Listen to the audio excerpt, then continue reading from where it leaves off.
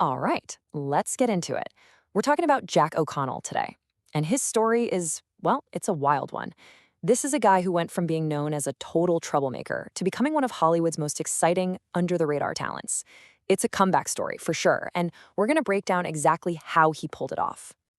So that's the big question here, isn't it? How does an actor who's building a reputation for fights and getting arrested, how does that guy not only salvage his career, but actually turn it all around and become one of the most respected actors of his generation? You see, this was the problem from the very beginning. It's like you had two Jack O'Connells. On one hand, his public image was just chaos. He was unpredictable, a real liability for any big studio. But then you'd see him on screen, and the talent was just undeniable, so raw. Directors and critics just couldn't look away, no matter how much trouble he was getting into. To really get this story, you have to rewind. We've got to start with the role that lit the fuse on his career and almost blew the whole thing up. I'm talking, of course, about his time on the UK show Skins. On screen, he was James Cook. And if you've seen Skins, you know exactly who I'm talking about. This character was the ultimate bad boy, just pure, unapologetic, self-destructive energy.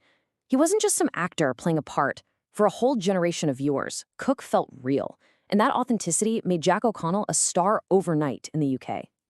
But here's where it gets messy. That line between the character and the actor started to get really, really blurry. The fame hit him like a truck, and suddenly Jack was living with that same chaotic vibe as his character. The headlines started popping up. Fights, arrests. He was building a reputation that started to make Hollywood very, very nervous. And that reputation, it had real consequences. I mean, his career, which looked like it was about to explode, was suddenly hanging by a thread. He was so close, dangerously close, to becoming another one of those tragic stories of incredible talent completely wasted. And look, this wasn't just gossip. People in the industry were genuinely convinced he was done for. As this quote says, the thinking was that he'd just be another skin star who faded into a cautionary tale, basically a warning sign for other young actors about what not to do. But then, just when it seemed like it was over, came the turning point. A huge gamble that paid off bigger than anyone could have imagined. We're talking about two movies back to back that didn't just save his career, they completely rewrote the entire narrative. This comeback happened so fast. It was like a 1-2 punch. First, in 2013, he did this incredible, gritty prison drama called Starred Up. And then, just a year later, bam, he's the lead in Unbroken, this massive Hollywood blockbuster directed by Angelina Jolie. It was an absolutely genius move. Starred Up was the one that made everyone stop and pay attention again. He was electric in it.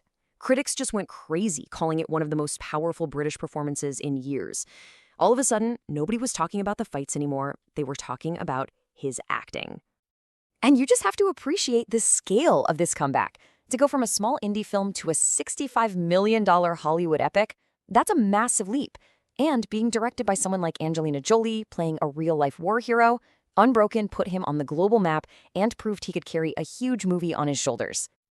So after a comeback that big, there's a new kind of pressure. You have to prove it wasn't a fluke, you gotta show everyone you have real staying power, and that's exactly what he set out to do. And he proved it by showing off his insane range. I mean, look at this list. He's going toe-to-toe with Hollywood royalty like George Clooney and Julia Roberts in Money Monster. He's battling Colin Farrell in the brutal series The North Water. He's in a gritty western, Godless. And then he completely flips the script and does a period romance with Lady Chatterley's lover. The man can do anything. So where does he go from here? Well, this is where it gets fun. The rumor mill is constantly turning, and his name keeps coming up for big, big roles in the Marvel or DC universes. A superhero movie. Now that would launch him into a whole other level of stardom. Which, it brings us all the way back to that first question. We've seen how he did it, but why? Why does his work hit so hard? What's the secret sauce? I think it all comes down to what you could call the O'Connell factor. He's not just an actor playing a part. He takes all that raw, chaotic, lived-in energy from his past, and he channels it. He puts it right there on the screen. And that's why it feels so real, so powerful. He's not faking it. He's lived it.